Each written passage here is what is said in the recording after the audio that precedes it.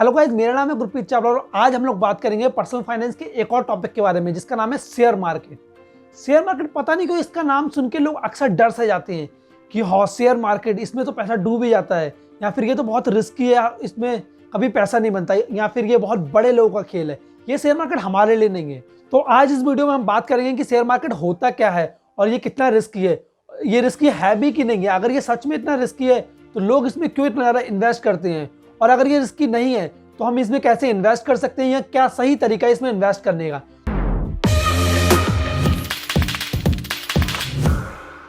तो सबसे पहले बात करते हैं कि शेयर मार्केट होता क्या है। तो इस चीज़ को एक एग्जांपल से समझते हैं। मान के चलिए कि आपको एक कंपनी खोलना है और उसके लिए आपको थोड़े फंड्स की जरूरत है, तो आप क्या करेंगे, आप अपनी फैमिली से मांग लेंगे, आप अपने फ्रेंड से मांग लेंगे, या फिर आपके पास कुछ सेविंग्स होंगी, आप उसे यूज़ करके अपनी एक कंपनी खोल लेंगे। लेकिन अगर आपकी कंपनी थोड़ी जैसे जैसे बढ़ती जाएगी तो आपको और फंड्स की जरूरत पड़ेगी। अब ज़्यादा फंड्स की जरूरत होगी तो आपके पास ऑप्शन होंगे कि आप या फिर डेट रेज कर सकते हैं, आप लोन ले सकते हैं, या फिर आप किसी एक ऐसे इंसान को ढूंढेंगे जो आपकी कंपनी में जाके इन्वेस्ट कर सके, जिसे हम बोलते हैं एंजल इन्वेस्टर्स। लेकिन एंजल इन्वेस्टर्स भी आपकी कंपनी में एक लिमिटेड अमाउंट तक ही इन्वेस्ट कर सकता है, क्योंकि उसका रिस्क फैक्टर बहुत ज़्यादा बढ़ जाता है। तो आपको अगर ज़्यादा फंड्स की जरूरत है, मान के चलिए 1000 करोड़ या 2000 करोड़, तो आपके पास ऑप्शन होता है कि आप अपनी कंपनी को पब्लिक में लिस्ट कर दें। पब्लिक लिस्ट करने के बाद आप अपना आईपीओ निकाल सकते हैं, इनिशियल पब्लिक ऑफरिंग। तो कंपनी आपको ऑफर करती है कि आप कंपनी को पैसा दो और बदले में आपको कंपनी की हिस्सेदारी मिल जाएगी, जो कि बहुत छोटे साइज में होती है।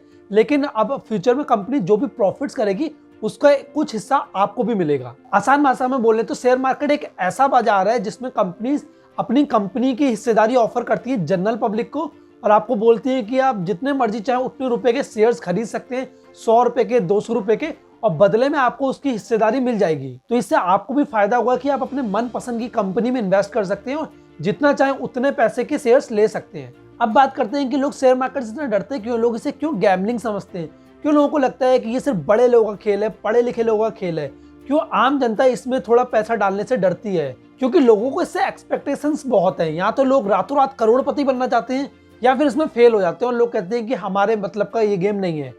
लेकिन मैं आपको बता दूं कि इसमें अक्सर वही लोग फेल होते हैं जो अपना फास्ट रिटर्न्स चाहते हैं, जो सोचते हैं कि जल्द से जल्द बस पैसा कमा लूं बस। लेकिन ये बहुत ही पेशेंस का खेल है।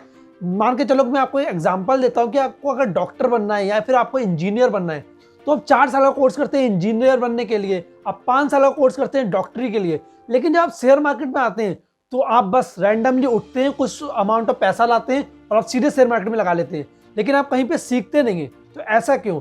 और अगर आप डॉक्टर भी बनते हैं तो आप 5 साल का इंतजार करते हैं ना, उसको पहले स्टडी करते हैं, पढ़ते हैं, फिर जाके 5 साल बाद आप पैसा कमाना स्टार्ट करते हैं। लेकिन शेयर मार्केट में क्या है, लोगों को बस कि पैसा डालो और रातों रात करोड़पति बन जाओ।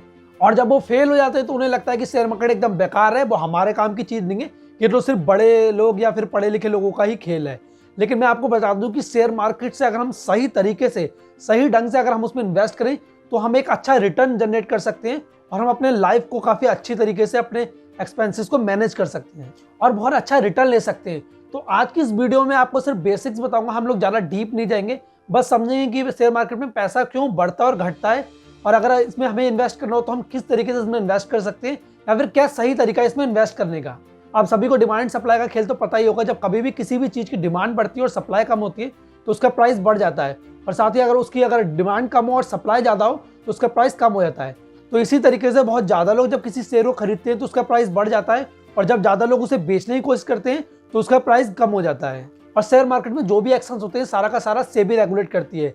सेबी मान के चलो कि जैसे कि अगर हमें बैंकिंग सेक्टर में कोई मनी का लेन देन होता है या फिर मनी के से रिलेटेड जो भी काम होता है वो सारा आरबीआई रेगुलेट करती है, उसी तरीके से जब शेयर्स की बात आती है तो वो सारा सेबी रेगुलेट करती है। इंडिया में आप जो भी अपने स्टॉक्स को खरीदते हैं, बेचते हैं, उसके लिए बस 2 ही स्टॉक एक्सचेंज है, एक बीएसई बॉम्बे स्टॉक एक्सचेंज और दूसरा एनएसई नेशनल स्टॉक एक्सचेंज। और इन्हीं के थ्रू आप अपने स्टॉक्स को बेच या खरीद सकते हो। इनके अंदर अपने खुद के इंडेक्सेस भी हैं, जैसे कि एनएसई के अंदर आता है आपका निफ्टी 50 और बीएसई के अंदर आता है सेंसेक्स। तो आप समझते हैं कि इंडेक्स क्या होता है। इंडेक्स में हमारी कंट्री के टॉप मोस्ट कंपनीज आती हैं जिनकी शेयर वैल्यू का एवरेज निकाल के हमें पता चलता है कि आज मार्केट अप है या फिर डाउन है। तो इस तरीके से हमें पता चलता है कि आज मार्केट अच्छा परफॉर्म कर रही है या फिर आज मार्केट लॉस में जा रही है। तो लेकिन इसमें आपको जो कैपिटल गेन होगा उसमें आपको गवर्नमेंट को टैक्स देना होगा। तो टैक्स 2 तरीके के होते हैं, एक short term capital gain tax, एक long term capital gain tax. Short term में आपको 15% का टैक्स देना होगा और लॉन्ग टर्म में आपको 10% कैपिटल गेन टैक्स देना होगा। मतलब कि जब आप अपने पैसे को 1 साल से पहले निकाल लोगे तो आपको 15% का टैक्स देना होगा। लेकिन अगर आप अपने पैसे को 1 साल बाद निकालते हो तो फिर आपको 10% का टैक्स देना होगा। और ये टैक्स आपको सिर्फ कैपिटल गेन पे देना है, मतलब कि आपने कहीं पे सिर्फ 100 रुपये इन्वेस्ट करे और आपको 10% का रिटर्न मिला, तो आपके जो 100 रुपये हैं बेस अमाउंट, उस पर आपको कोई टैक्स नहीं देना। आपको जो कैपिटल गेन हुआ है, मतलब वो 10% का को गेन हुआ है, तो आपके 100 रुपये पे 10% हुआ 10 रुपये, तो आपको उस 10 रुपये का टैक्स देना है, जो कि अगर आपने 1 साल से पहले निकाल लिया तो आपको 1.5 रुपये का टैक्स देना है, और अगर आपने 1 साल के बाद निकाला तो आपको सिर्फ 1 रुपये का टैक्स देना है। तो आप बात करते हैं कि आप किस तरीके से शेयर्स खरीद सकते हैं, क्या रिक्वायरमेंट्स है शेयर्स खरीदने के लिए। तो आपको सबसे पहले अपना एक डीमैट अकाउंट खुलवाना पड़ेगा। डीमैट अकाउंट खुलवाने के लिए आप किसी भी बैंक में जाके अपना डीमैट अकाउंट खुलवा सकते हैं, या फिर आप जीरो ब्रोकरेज फर्म्स में भी अपना डीमैट अकाउंट खुलवा सकते हैं।